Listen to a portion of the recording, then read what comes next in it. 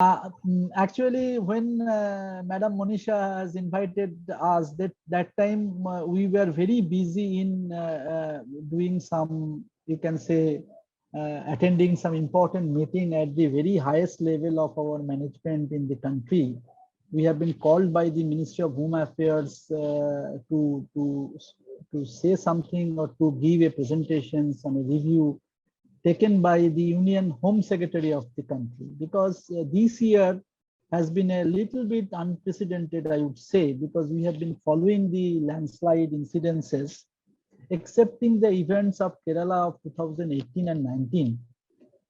After 2014 of 2013 of Uttarakhand, not many events we have experienced in different landslide prone areas. Only thing is that during monsoon we have been experiencing landslides here and there.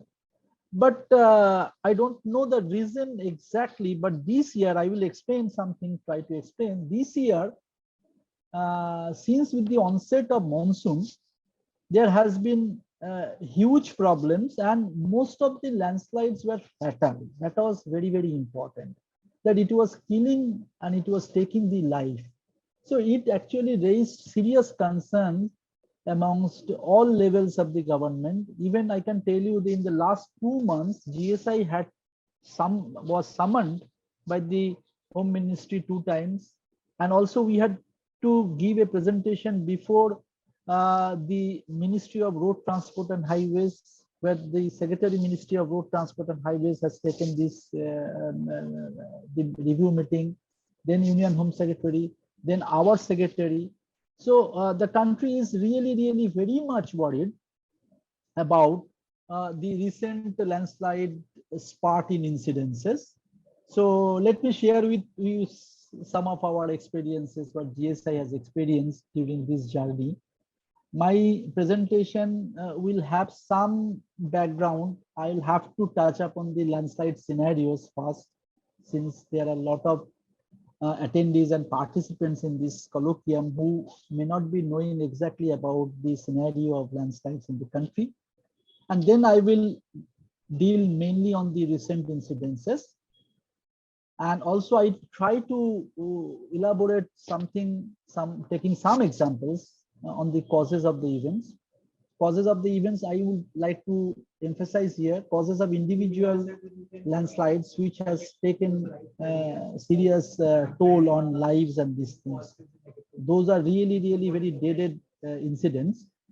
And then there are some ideas what GSI is actually suggesting to the government as far as the mitigation and remediations are concerned, because whenever you are presenting this to the top-notch bureaucrats and the administrators, they are more concerned about that what can be done so that we can reduce the impacts, reduce the risks. And then lastly, I will also show with one slide that what GSI is planned activities we are currently doing, which will continue till the 2030. Why we have chosen this 10-year block? Because you know that India is one of the signatories of the Sendai framework of disaster risk reductions, and 2030 is the end year. So what we also aim to achieve that by 2030, so that we could help the countrymen with something, so that we can reduce the risk as far as possible. Now let us go to the first scenario slide. As you know that nearly 434,000 square kilometer areas are landslide prone in India. These are spread over mainly three areas. That is your northwestern Himalayas, eastern Himalaya, and the northeastern Himalaya, and the sub-Himalayan tracts of the northeastern regions, then Western Ghats, and a very few places in the Eastern Ghats also there are some landslides. Now, this is the estimates of the area, which how much areas are considered to be landslide prone. And as you know that after the Uttarakhand deluge in 2013, GSI launched because before that we did not have any data. So to create a baseline data, we have launched the National Landslide Susceptibility Mapping Program. And through that program, we have now almost achieved 92% of the target. And this program, only excepting Arunachal Pradesh, that is in the northeastern sector, all the places, the primary base level on 5000 scale data is already prepared. We have completed. Now, while doing this work, we have also prepared a huge database of landslides that we have mapped nearly 61,000 landslide polygons, and out of them, some of the this nearly 28,000 landslides have been field validated by GSI. And now these are being continuously updated. Now, if you see this curve, this you can get an idea that state-wise, because the country is having different provinces or states, what is the landslide scenario? These are these figures. The histogram shows the high susceptibility percentage which we obtained from our baseline investigations on 50,000 scale. Now we can see that there are 2-3 blocks. One is the northwestern Himalayan block. It is very, very high. Then coming to the northeastern areas, there are 2 states and also Manipur. These are also very highly landslide prone. And coming to the Western Ghats, here the problem is that I don't know, Kerala, unfortunately, 2018, 2019, and this year also Kerala has been has witnessed a lot of landslides. So Kerala, the scenario is changing a lot. We will discuss something about that. Now I'm coming to the recent events. I have actually separated it into 2 blocks. One is in our country, the main monsoon is the southwestern monsoon, which starts most of the places between May to September and maybe middle of October. But in the southern states, in the Western Ghats, we are also having a northeast monsoon also that actually starts in October, November, and ends nearly in December. But main monsoon is southwestern monsoon, and this southwestern monsoon starts around May, June every year. It is spreading little bit in the northwestern Himalaya. It is coming little bit late.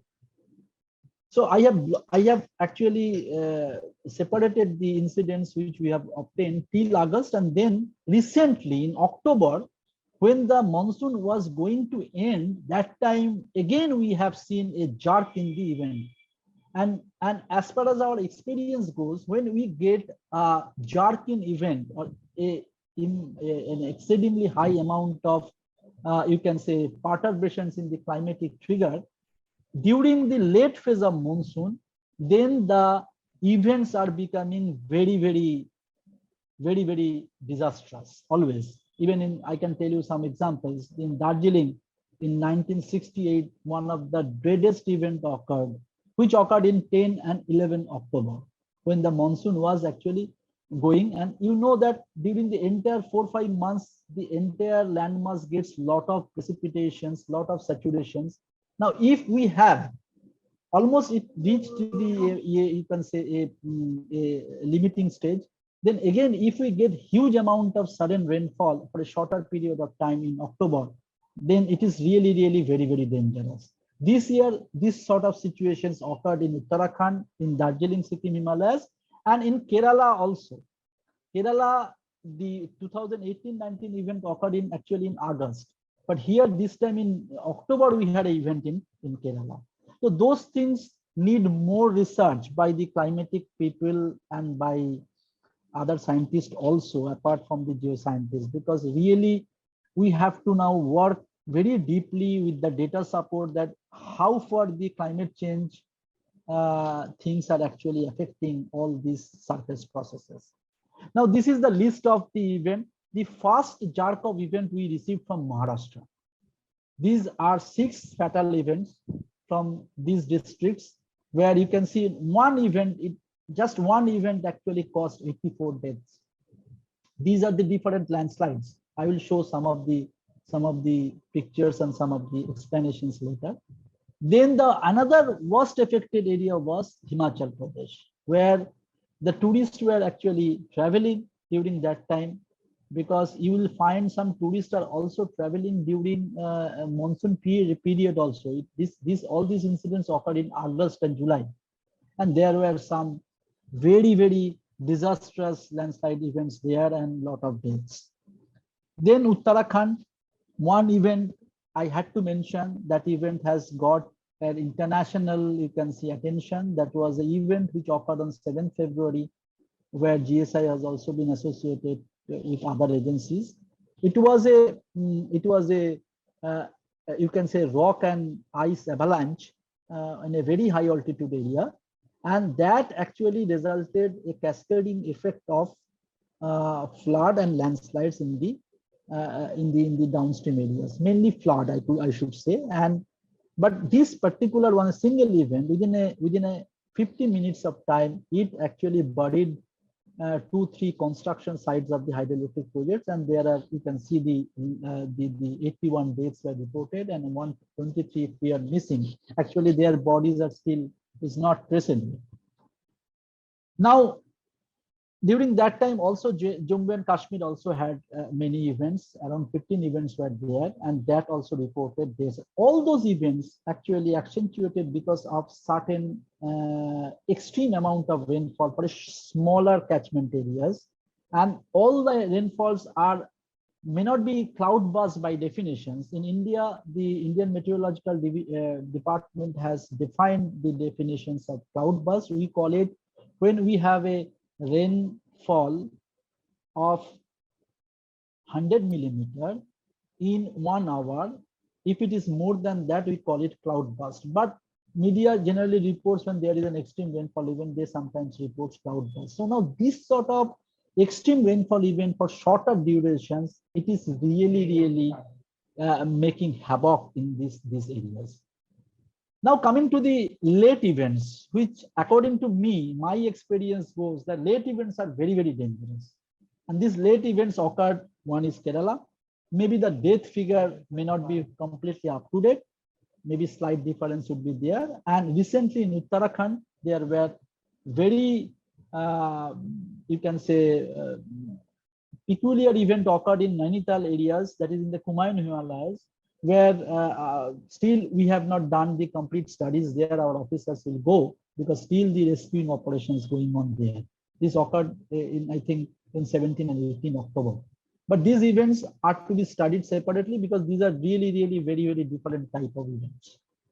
Now coming to the Maharashtra incidents. Now, if you see the Maharashtra incidents, the peculiar thing or the interesting point is that obviously these areas, as per the report of the IMD, that this area received very high amount of rainfall during 2-3 days of time, which is more than the average, maybe 6 to 7 times more than the average rainfall during that time. Now, what happened in this terrain also, you have the Deccan, the basaltic rock, which is a very hard rock in the substratum, but above the rock there are withered profile of soil and these things. When the saturation amount is very high, then it cannot hold.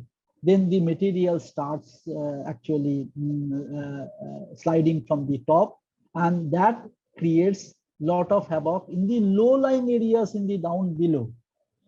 Here also it has happened that the source area was to some extent actually modeled by us during our 50,000 scale work, but we could not model. Obviously, as you know, the susceptibility map can only model the initiation areas, but now we are understanding slowly that how dangerous and how precarious are the debris flows, and these debris flows updations are also required to update our susceptibility and hazard maps. That we have understood. This is the lessons we are learning, and we are doing it wherever we are taking up the early warning projects. We are doing there. This was the case of Maharashtra. Then I would give you another thing, that in Maharashtra, apart from the different remote areas, there were some incidents in the urban settlement also. Actually, a few years back, there was a request from the state government to GSI to do some sort of a vulnerability assessment of some of the village settlement. And we got a request from Mumbai municipality area also.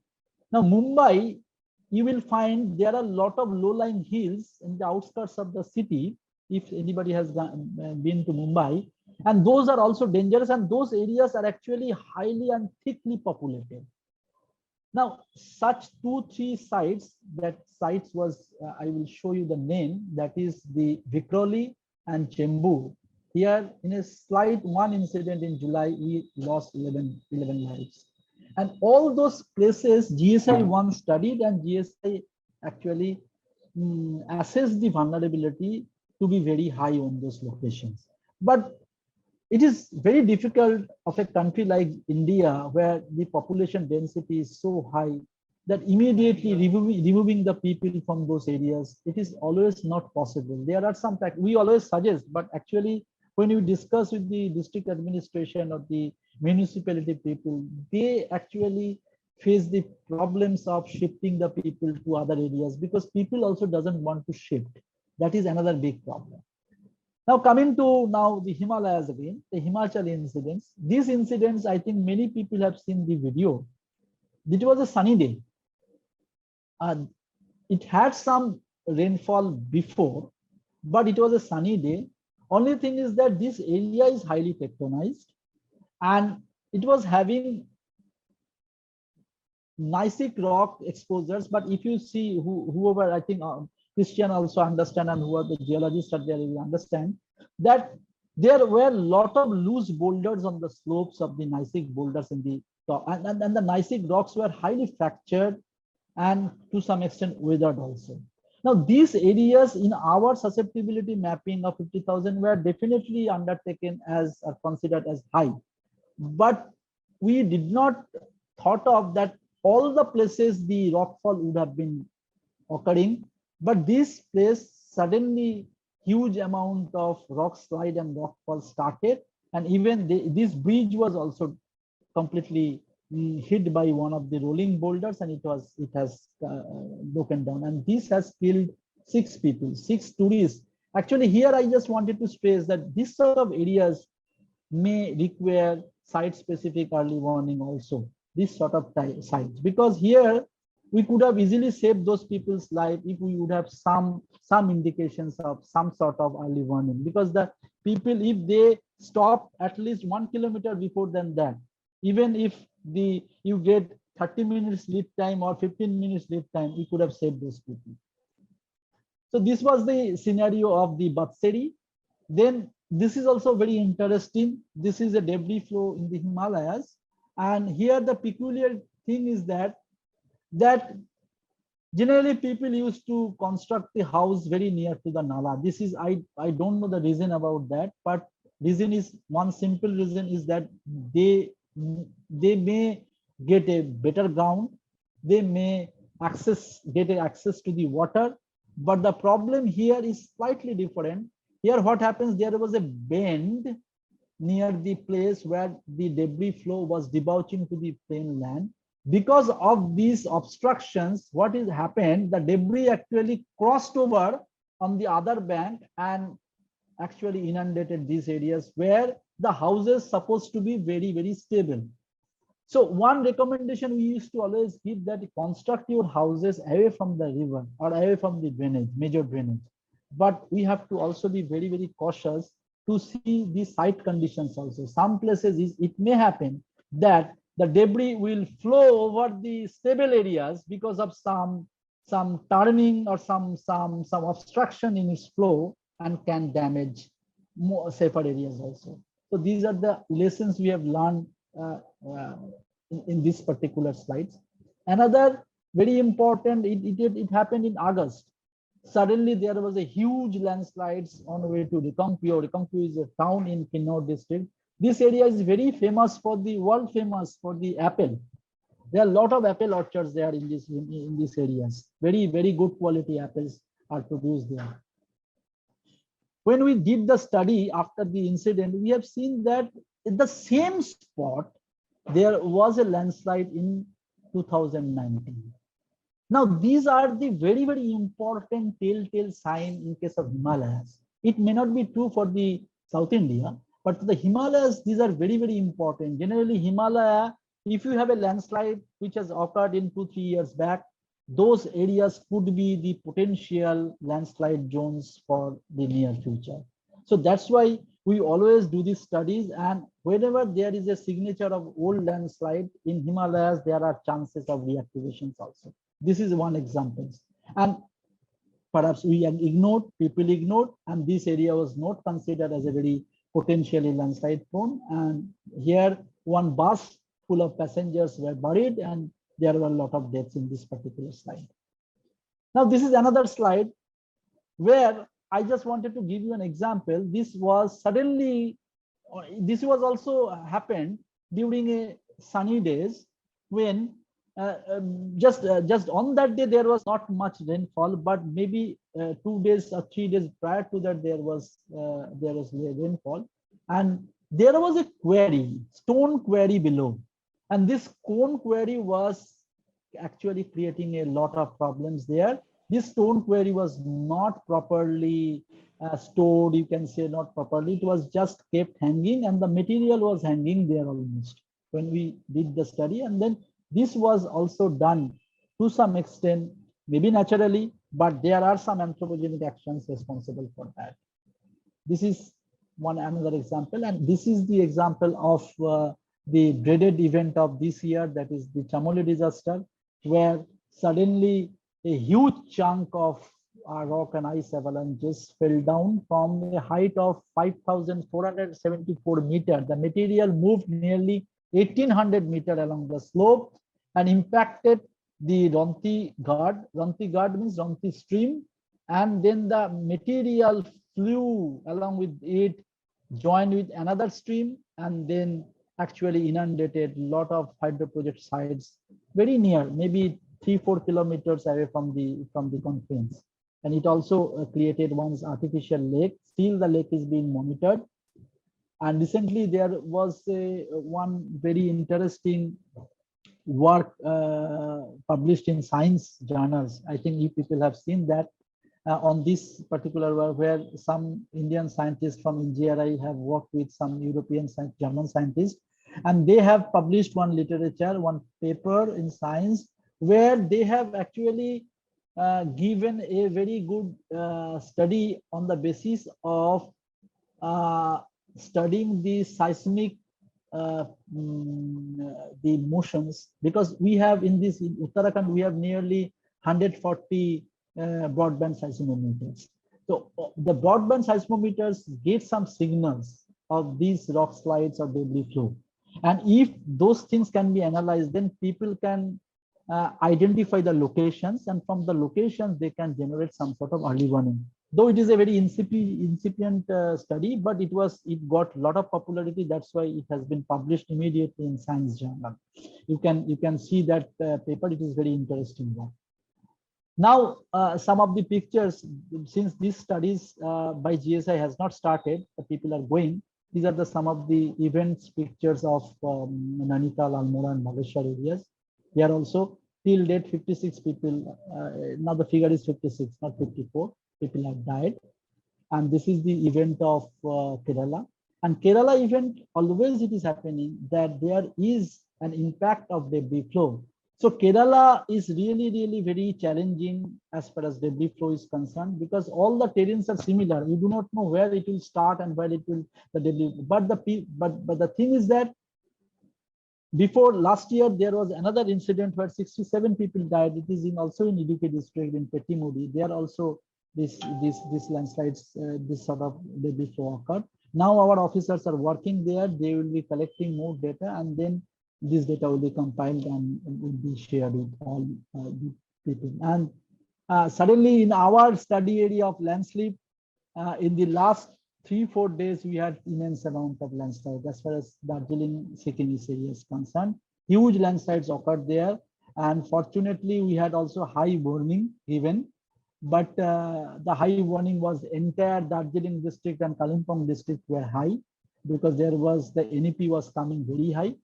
And on 2-3 days. So in 16 and 17 October, there were huge amount of landslide. Next month, our team is going to collect the data from those places. And we have got a lot of data from the from the social media sites also. You can also, I think the Landslide app has also collected a lot of data of this event itself. Now coming to the most interesting thing, that what can be done. That is most important. In our SOP, we have what we used to do whenever there is a, because what we have different state units, we have different offices where they are taking up post-disaster studies every year after the monsoon. It is a mandatory work by our team, so we get all the data.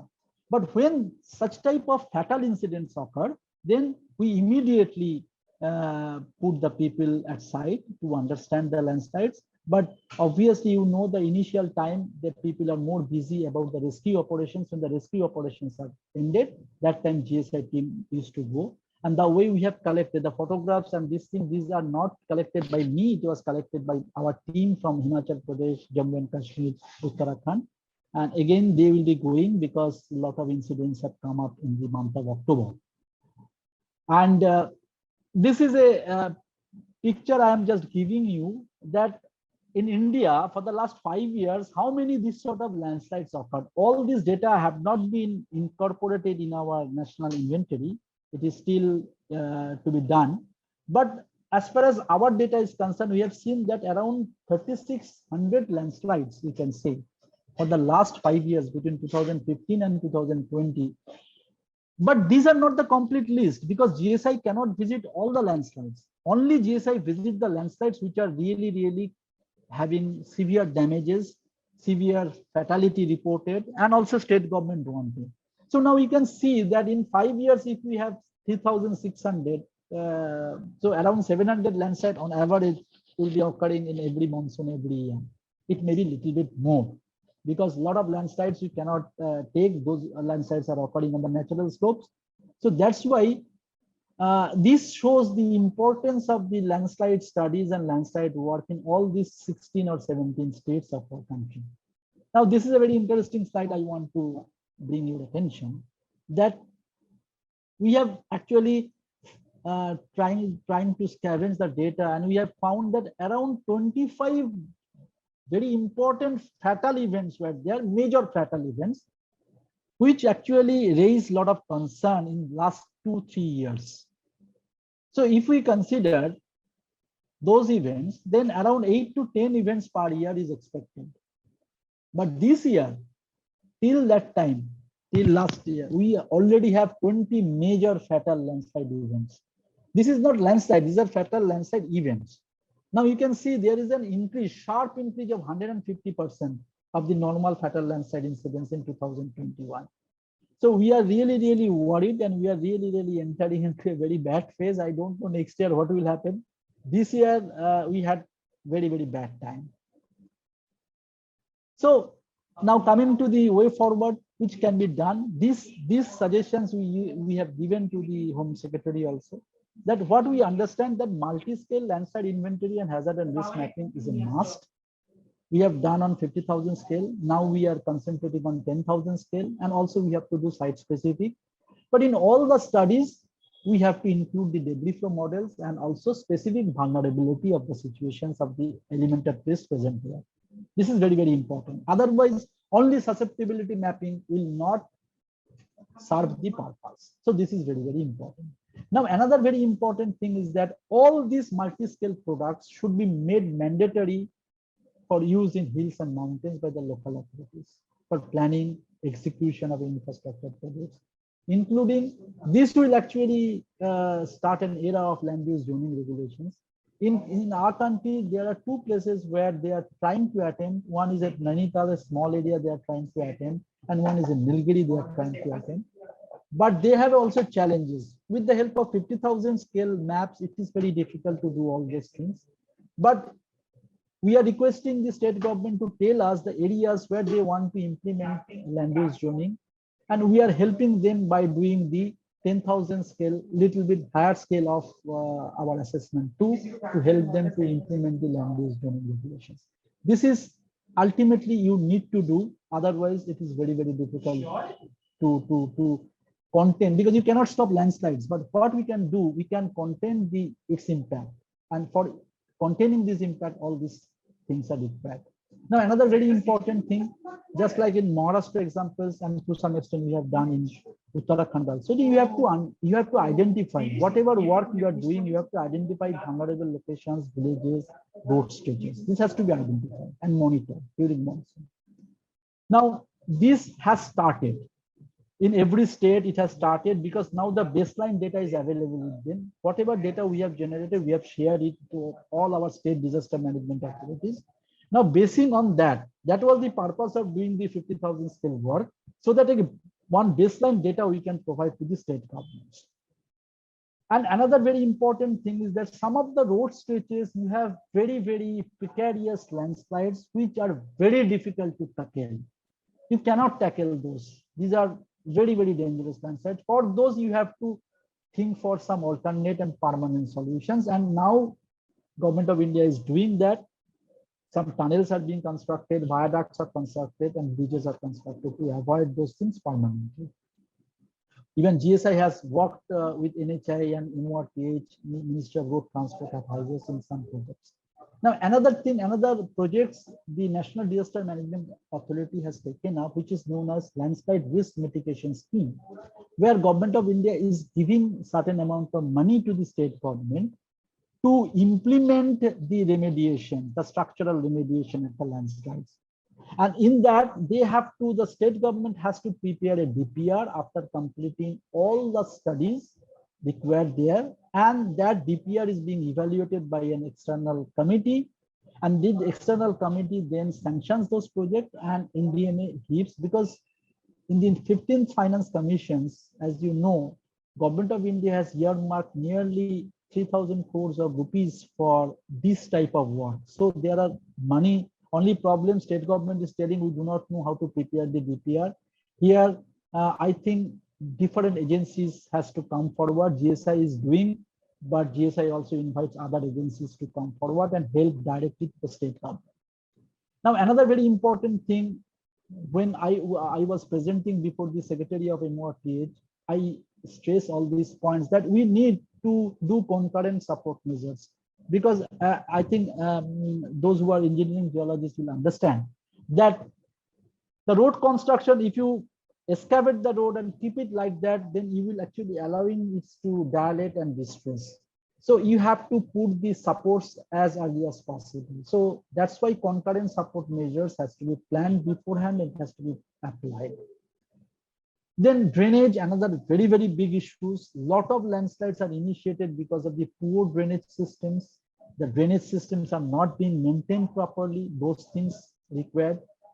And while constructing roads in our country, we are facing another challenge, that our existing legislations do not cover the treatment on the slopes. Because when you are doing a road constructions, you may come across an active landslide zone, which because of your road construction, the landslide can be reactivated and the ground can go beyond your zone of limitations. So this point has been raised before MORTH to change the legislation, that is called scope of work, SOW. So they have to now redefine their SOW in case of hills. For plain land road construction, absolutely no problem. But for hill road construction, this thing has to be included in the DPR cost, so that the road construction agencies can invest money, can invest in investigations and do this work. And another very important thing, always we used to tell that construction of buildings must be far, far away from the mountain streams, mainly the Himalayas. This problem is more in Himalayas. In South India, it is very, very difficult, but it is a generic suggestions, but the Himalaya, it is really, really very, very dangerous. And critical facilities such as hospitals, I have seen in hills, in Himalayas mainly, the police stations, the administrative buildings are actually resting on a permanent jhoras or nalas, which is dangerous. During such an event, it will, because we have to have the hospitals, police stations, school buildings at the most safest place, so that during the disaster, we can save all these people. All those people and all these machineries are active. Then another thing we are now suggesting that yes, all those Himalayan states and also in Kerala, almost all the districts are landslide prone. So we cannot apply our comprehensive strategies simultaneously to all districts and states. It requires huge amount of resources, huge amount of money. So for that, we are telling that you identify the pilot districts. Let us concentrate on the pilot districts, complete the total work, prepare a DPR, state-specific DPR, and do the work and implement the task. And that could be a model for other states. And another very important thing we are now telling that along with the regional LEWS, because you know regional LEWS is a time-consuming exercise, and it can give a heads-up time for the district magistrates and authorities for actually mobilizing the resources and alerting the people. But you also need site-specific LEWS.